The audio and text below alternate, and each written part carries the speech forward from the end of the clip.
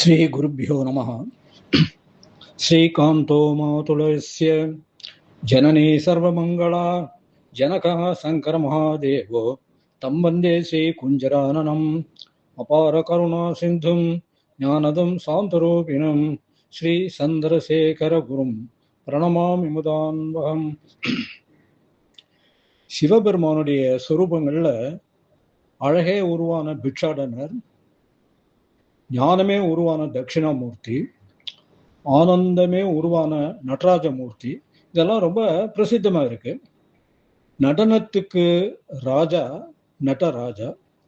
இந்த நடராஜா ஆடும் ஒரு ஆனந்த தாண்டவம் தான் சிதம்பரத்தில் சிற்சபையில் ஆடுறார். பரத முனிவர்னு பழங்காலத்தில் ஒரு பெரிய ஒரு மகான் இருந்தார். அவர் நாட்டிய சாஸ்திரம்னு ஒரு நூல் எழுதியிருக்கார். அதில் 32 அத்தியாயங்கள். அந்த 32 அத்தியாயங்களில் இந்த நடன சாஸ்திரத்தை பற்றி ரொம்ப விரிவாக விளக்கமாக சொல்லியிருக்கார். அபிநயம்னா என்ன, பாவங்கிறது எப்படி இருக்கும், முத்ராங்கிறது எப்படி இருக்கும், பலவிதமான உணர்ச்சிகளை காமிக்கிற ரசம்னு சொல்கிறோமே, கருணா ரசம், ஆச்சரிய ரசம், இப்படிலாம் இருக்கேன், இதெல்லாம் காமிக்கின்ற பாவம், இதெல்லாம் எப்படி இருக்குது, இதெல்லாம் பற்றி ரொம்ப விளக்கமாக அந்த நாட்டிய சாஸ்திரத்தில் எழுதியிருக்கார்.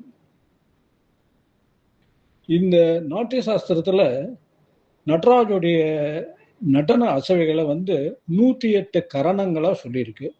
கரணம்னு கேட்டால் என்னன்னா, கைகளுடைய முத்ரை ஹஸ்தம்னு பேர், உடலினுடைய நிலை ஸ்தானம்னு பேர், அது மாதிரி கால்களுடைய அசைவு சாரின்னு பேர். சாரி சரியாக வாகனங்கள் செல்கின்றனெல்லாம் சொல்கிறோம் இல்லையா, அந்த சாரி கால்களின் அசைவு.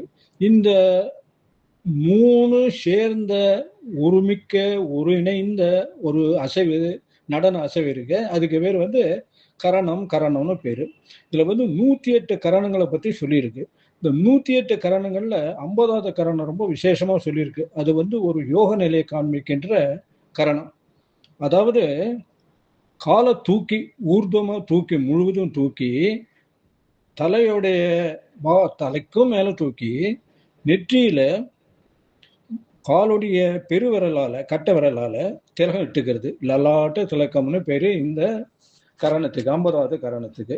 இதுல இருந்து நம்ம தெரிஞ்சுக்கலாம் எவ்வளவு கஷ்டமான கரணங்கள்லாம் இருக்குன்னுட்டு. நடராஜ பெருமானுடைய 108 கரணங்களும் சிதம்பரத்துல கோபுரங்கள்லையும் அதே மாதிரி தஞ்சாவூர் பெரிய கோவில்லையும் சிற்பமா எல்லாம் செதுக்கி வச்சிருக்கு.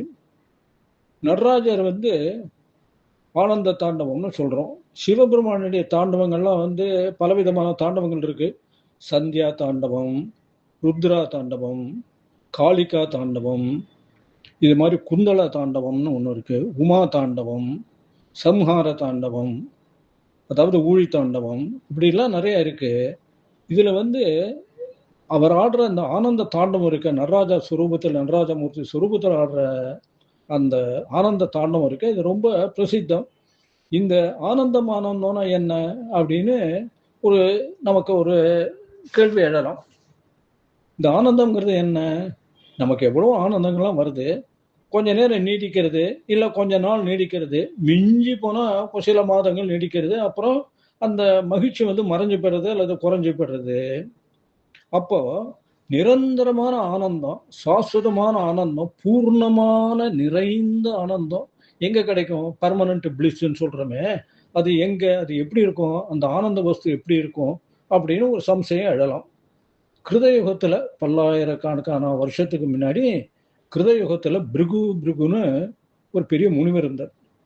அவர் தம்முடைய பிதாவான வருணர்கிட்ட போய் கேட்டாராம், எப்பவும் எங்கேயும் ஆனந்தமா இருக்கிற வஸ்து, எப்பவும் நிறைந்த வஸ்து, காலத்தினால் அழியாம சதா சர்வகாலமும் இருக்கின்ற ஒரு நிரந்தரமா இருக்கிற ஆனந்த வஸ்து, அது எங்க இருக்கும், எங்க பார்க்கலாம், அதை எப்படி புரிஞ்சுக்கலாம் அப்படிலாம் கேட்டாராம்.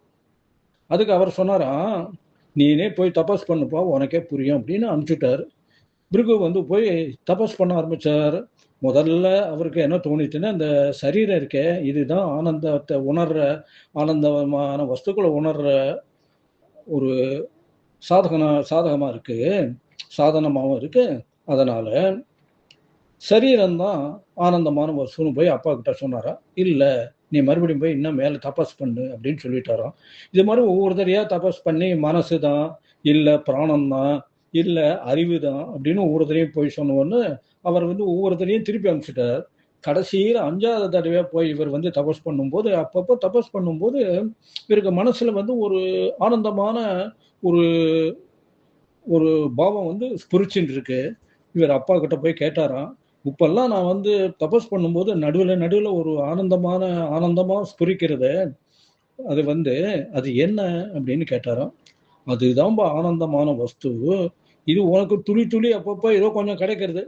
இந்த ஆனந்தமே நிறைந்து விட்டுடுச்சுனாக்க மனசு பூரா நிறைந்து எடுத்தோம்னாக்க அதுதான் பேரானந்தம்னு பேரு. அந்த ஆனந்தத்துக்கு தான் வந்து நீ அடைய முயற்சி செய்யணும் அப்படின்னு சொல்லி அவர் வந்து அனுப்பிச்சுட்டாராம். இப்ப வந்து இந்த ஆனந்தம்னு சொல்றோமே, இந்த ஆனந்தம் என்ன புரியுறது? சரீரம், பிராணம், மனசு, அறிவு எல்லாவற்றுக்கும் ஆதாரமா இருக்கிறது மட்டும் இல்ல, அதெல்லாம் கடந்த ஒரு வஸ்து. அது இந்த 4 சரீரம், பிராணம், மனசு, அறிவு எல்லாரும் கடந்த வஸ்து. அந்த கடந்த வஸ்து இருக்க அது ஆத்மான்னு சொல்றோம். இந்த ஆத்மா இருக்க, இந்த ஆத்மா வந்து தன்னைத்தானே அறிந்து கொண்டு அதை அனுபவிக்கிற ஒரு நிலை இருக்க, அது வந்து இந்த ஆனந்த நிலை இருக்கிறத அதுதான் பேரானந்தமா சொல்றோம். அதை வந்து சித் ஞானம்னு சொல்றோம், சித் ஆனந்தம் சொல்றோம். சித்துனா என்ன? ஞானம், அறிவு. சித்துனாக்க ஞானம், சித் ஆனந்தம் சொன்னாக்க வந்து பேரானந்தம், ஞான ஆனந்தம். அந்த ஞான ஆனந்தம் வந்து எப்போ உண்டாருது? ஆத்மா தன்னை தானே அறிஞ்சுண்டு அதை அந்த சந்தோஷத்தை அனுபவிக்கிறது இருக்க, அதுதான் சிதானந்தம்னு பேரு. இந்த கதை வந்து தைத்திரிய உபநிஷத்துல இருக்கு. தைத்திரிய உபநிஷத்துல இன்னொரு ஒரு விளக்கமும் இருக்கு. இந்த ஆனந்தம் இருக்க, இந்த ஆனந்துக்கு என்ன அளவுகோல், எப்படி இருக்கும், பிரம்ம ஆனந்தங்கிறது எப்படி இருக்கும் அப்படிங்கிறத பற்றியும் சொல்லியிருக்கு. அந்த ஆனந்தம் என்ன சொல்லியிருக்குனாக்க, ஒரு பெஞ்ச் மார்க்னு சொல்றோமே, ஒரு அளவுகோல். அந்த அளவுகோல் வந்து எப்படி எடுத்துக்கலாம்னாக்க, ரொம்ப உடம்பு நல்ல திடகாத்திரமா இருந்து, மனம் உறுதியும் இருந்து, மன கட்டுப்பாடும் இருந்து, இது அத்தனையும் இருக்கிற ஒரு இளைஞன். இளைஞன் ஏன் சொல்லியிருக்கேன்னா, அவனுக்கு தான் எல்லாத்தையும் வந்து ஒரு அனுபவிக்கிற நல்ல ஒரு வலிமையான சரீரம் இருக்கு. அவன் வந்து நல்ல ஒரு ராஜாவா இருந்து அவன் சோனியா இருந்து என்ன பிரயோஜனம்? இப்போ வந்து இந்த இளைஞனுக்கு எவ்வளவு பேர்பட்ட ஒரு ஆனந்தம் உண்டாகும். இந்த உலகமே நல்லா கவனிங்க, இந்த உலகமே அவனுக்கு அடிமையா இருந்துட்டு, அவனுக்கு சொந்தமா இருந்துட்டு, இந்த உலகத்துல இருக்கிற எல்லா வஸ்துக்களும் அவனுக்கே உடமையா இருந்ததுன்னாக்க அவனுக்கு எப்பேற்பட்ட ஆனந்தம் மனசுல உண்டாகும். அதை வந்து ஒரு அளவுகோலா பெஞ்ச் மார்க்கா வச்சுக்கலாம். அது மாதிரி மனுஷ வர்க்கத்துக்கு மேல எவ்வளவோ பல வர்க்கங்கள்லாம் இருக்கு. அது என்ன கேட்டாக்க வந்து மனுஷ கந்தர்வல்னு இதுக்கு மேல ஒரு வர்க்கம் இருக்கு.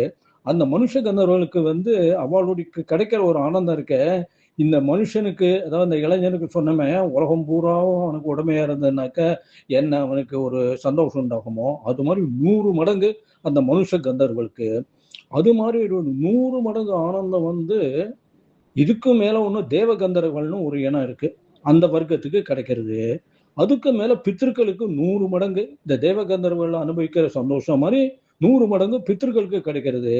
அவ அனுபவிக்கிற சந்தோஷம் மாதிரி ஒரு 100 மடங்கு அவர்களுக்கு மேல ஆஜான தேவர்கள்னு இருக்கா, அவளுக்கு கிடைக்கிறது.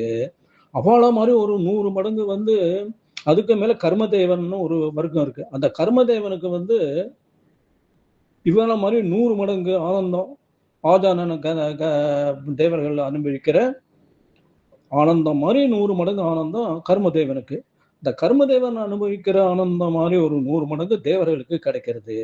அப்படின்னா பார்த்து போங்க, அப்படி எவ்வளவு மடங்கு அந்த தேவர்கள் அடையிற ஆனந்தம் இருக்கு. அது மாதிரி 100 மடங்கு ஆனந்தம் வந்து இந்திரனுக்கு கிடைக்கிறதாம். ச ஏக இந்திரஸ்ய ஆனந்தா அப்படின்னு சொல்லிருக்கு. ஸ்ரோத்ரியஸ்ய சாகா மகதஸ்ய தே ஏ சதம் இந்திரஸ்யானந்தா ச ஏகோ ப்ருகஸ்பதேரானந்தா ஸ்ரோத்ரியஸ்ய சாகா மகதஸ்ய தே ஏ சதம் ப்ருகஸ்பதேரானந்தா ச ஏக பிரஜாபதேரானந்தா ஸ்ரோத்ரியஸ்ய சாகா மகதஸ்ய தே ஏ சதம் பிரஜாபதேரானந்தாः ச ஏகோ பிரம்மண ஆனந்தः ஸ்ரோத்ரியஸ்ய சாகா மகதஸ்ய. இப்படி சொல்லிட்டே போறது வேதத்துல. என்ன, இந்த தேவர்கள் அனுபவிக்கிற ஆனந்தம் மாதிரி 100 மடங்கு ஆனந்தம் வந்து இந்திரனுக்கு கிடைக்கிறதா. தேவர்களுடைய தலைவனவன் அந்த இந்திரனுக்கு கிடைக்கிற ஆனந்தம் மாதிரி ஒரு 100 மடங்கு ஆனந்தம் தேவர்களுடைய குருவான பிரகஸ்பதிக்கு கிடைக்கிறது. அந்த பிரகஸ்பதி அடையிற ஆனந்தம் மாதிரி ஒரு 100 மடங்கு ஆனந்தம் பிரஜாபதிக்கு கிடைக்கிறது. அந்த பிரஜாபதிக்கு கிடைக்கிற ஒரு 100 மடங்கு ஆனந்தம் வந்து பிரம்ம ஆனந்தம்னு சொல்றோம். அப்படின்னா அந்த பிரம்ம ஆனந்தத்துக்கு வந்து அதோட எல்லையே இல்லாம அந்த ஆனந்தம் வந்து எவ்வளவு இருக்கும் இந்த பிரம்மானந்தம். இதை பத்தி இப்படி வந்து சொல்லியிருக்கு. இந்த இவ்வளவு விளக்கமா எதுல சொல்லியிருக்கு, மறுபடியும் இந்த தைத்திரிய உபநிஷத்துல இன்னொரு இடத்துல சொல்லியிருக்கு. இதையே வந்து பிருகதாரண்ய உபநிஷத்துன்னு ஒரு பெரிய உபநிஷத்து. பிருகத்துனாக்கா பெருசு, ஆரண்யங்க காடு, காடு மாதிரி அவ்வளவு பெரிய உபநிஷத்து பிருகதாரண்யம்னு பேரு. அதுல வந்து யஜ்ஞவல்கர்னு ஒரு பெரிய மகர்ஷி. அவர் வந்து கிரகதாசிரமத்தை விட்டுட்டு அவரை வந்து வானப்பிரஸ்தத்துக்கு போய் அதுக்கப்புறம் சன்னியாசி ஆகி அதுக்கப்புறம் அங்கே வந்து எல்லா தபஸெல்லாம் பண்ணி நம்ம இது பண்ணணும், ஆத்மா பற்றி தெரிஞ்சுக்கணும்னு போகும்போது அவரோட மனைவிக்கு வந்து உபதேசறார். மனைவி பேர் வந்து மைத்ரேயின்னு பேர். மைத்ரே கிட்ட அவர் சொல்றார், இதை வந்து நம்ம எவ்வளோ விஷயங்கள்ல நம்ம உலகத்துல பிரியம் வைக்கிறோம், பதி பத்னி செல்வம் அது இதுன்னு எவ்வளோ விஷயங்கள் மேல நம்ம வந்து எவ்வளோ வஸ்துக்கள் மேல நம்ம பிரியம் செலுத்துறோம். ஆனா இந்த பிரியம் செலுத்துறது வந்து அந்த வஸ்துக்களுடைய பொருட்டு உண்டாறது இல்லை.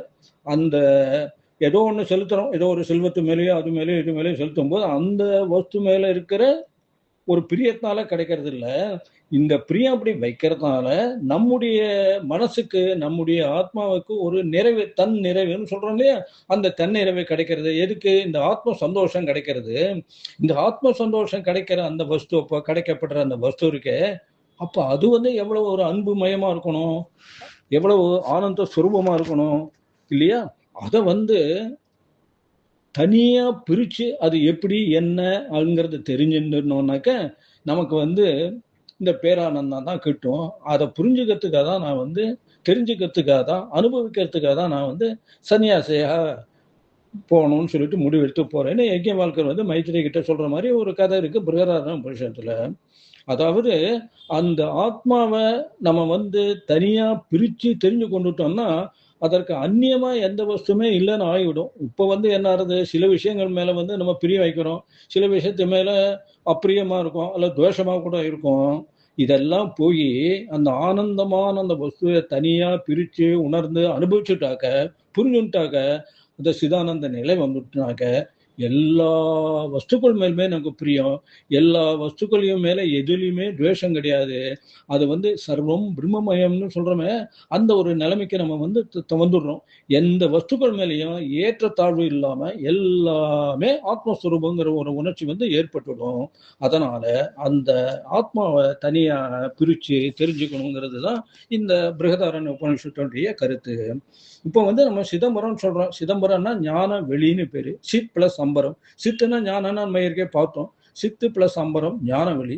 இந்த ஞான வெளியில வந்து இருக்க இந்த சிதம்பரம் இருக்க, இந்த சிதம்பரம் எப்படின்னு கேட்டாக்க, இதுலயே வேதத்திலே என்ன சொல்லியிருக்குன்னாக்க, ஒரு விராட புருஷனை வந்து நம்ம வந்து ஒரு இந்த இது இருக்க பிரபஞ்சம் இருக்க, அந்த விராட புருஷனை நம்ம வந்து ஒரு பாவனை பண்ணிட்டாக்க அந்த விராட புருஷனுடைய ஹிருதயஸ்தானம் தான் சிதம்பரம். பத்மகோச பிரதீகாசகம் கிருதயஞ்சாப்யதோ முகம் அதோ நிஷ்டியாவிதஸ்யாந்தே நாபியாமுபரிதிஷ்டதி அப்படின்லாம் சொல்லியிருக்கு வேதத்துல. என்ன அர்த்தம்? இந்த விராட புருஷனுடைய ஹிருதயஸ்தானம் இருக்க, அது வந்து தலைகீழா தொங்குற தாமரை பூ மாதிரி, இந்த தாமரை மொட்டு இருக்க, தாமரை மூக்கு இருக்க, அது வந்து தலைகீழ தொங்குறதாம். தலைகீழ தொங்குற மாதிரி இந்த ஹிருதயம் வந்து விராட புருஷனும் இருக்கு. ஹிருதயம் வந்து தலைகீழ தொங்குற தாமரை பூ மாதிரி, தாமரை மூக்கு மாதிரி இருக்கு. அதோடைய அடிபாகம் இருக்க கூர்மையான ஸ்தானம் இருக்க, அந்த இடம் தான் ஆத்மஸ்தானம். அது வந்து ஒரு நெல் முனைன்னு சொல்றோமே, ஈவன் நீடில்ஸ் பாயிண்ட் ஆங்கிலத்தில் நம்ம சொல்றோம், அந்த ஒரு சின்ன அளவு ஒரு டாட் இருக்க, அந்த இடம் தான் ஆத்மஸ்தானம். அந்த ஆத்மஸ்தானத்தை வந்து இதுலயே ரொம்ப அழகா சொல்லியிருக்கு. நிவார சூகவத்தன்வி பீதாபாக ஸ்வத்யனோபமா தஸ்யாஹ சிகாயா மத்தியே பரமாத்மா விவஸ்திதா அப்படின்லாம் வேதத்துல சொல்லியிருக்கு. அந்த இடத்துல தான் வந்து பரமாத்மாவே இருக்கார், ஆத்மஸ்வரூபம் இருக்க. அந்த ஆத்மஸ்வரூபமான சித் சபை இருக்க. சித் சபைன்னாக்க ஞான அரங்கு. சித்துனா ஞானம், சபைன்னா அரங்கு. ஞான அரங்குல தான் வந்து ஆனந்த தாண்டவம் புரியுற யாரு? நடராஜமூர்த்தி. அந்த சித் அம்பலத்துல, அந்த ஞான அரங்குல ஆனந்த தாண்டவம் புரிகிற ஸ்ரீ நடராஜ பெருமானுடைய உருவம் நம்முடைய மனசுல பதிஞ்சிருச்சுனாக்க நமக்கும் வந்து சதா சர்வகாலமும் ஆனந்தம். எப்பவும் வந்து எந்த விதமான துக்கமும் கிடையாது.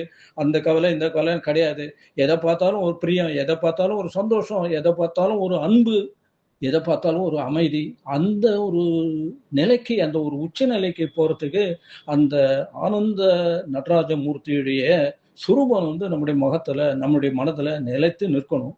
அந்த நிலைத்து நிற்கிறதுக்காக அது மாதிரி ஒரு நமக்கு ஒரு நிலை வருவதற்காக ஸ்ரீ மகா பெரிவாளை பிரார்த்திச்சுப்போம்.